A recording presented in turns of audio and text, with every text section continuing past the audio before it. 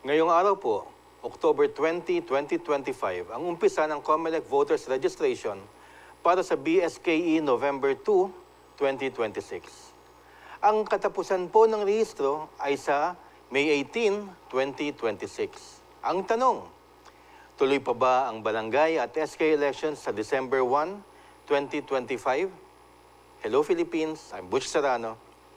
Welcome to the Fourth Estate. Tuloy pa ba ang barangay at SK elections ngayong darating na Disyembre 2025?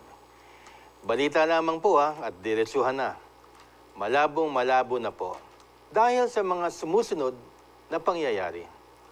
Una, wala pa pong desisyon ang Korte Suprema simula nang nag-file si Atty. Romulo Macalintal na ideklara ang pinasang batas na Republic Act 12232 na unconstitutional. Kung wala pang desisyon ng Korte Suprema, ang nananaig na batas ngayon ay ang November 2, 2026 BSKE elections. Pangalawa, walang naganap na filing of Certificate of Candidacy nitong nakaraang October 1 to 7. Kung walang filing ng COC, walang kandidato para sa December 1 BSKE. Pangatlo, tinigil na ng Commission on Elections o ng COMELEC ang paghahanda para sa December 1, 2025 BSKE elections. Ibig sabihin nito, wala na ring calendar of activities na mananaig sa darating na Oktubre hanggang Disyembre. Wala ng election year, wala ng filing, wala ng election period, wala ng gun ban, wala ng COMELEC commitment for honest elections, wala ng premature campaigning period, at wala ng campaign period na naka-schedule. Ang ibig sabihin, wala na. Pang-apat, wala pang nilalabas na temporary restraining order ang Korte Suprema para sabihin na wala munang epekto ang Republic Act 12232 at para maituloy ang BSKE 2025. Panglima, mag-uumpisa ng mag-imprenta ang COMELEC ng mga balota para sa November 2, 2026 BSKE. Ibig sabihin, mismong COMELEC hindi na naniniwala na matutuloy ang BSKE ngayong taon sapagkat ang nakalagay sa pinapa-imprentang balota ay 2026 na. Bakit?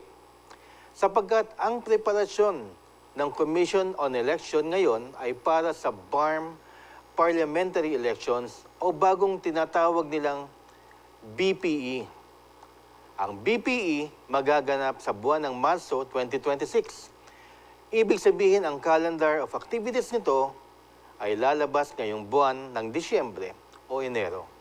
Kaya tinigil muna preparasyon sa BSKE dahil magkakaroon muna ng BPE ayon na rin sa alituntunin ng Korte Suprema.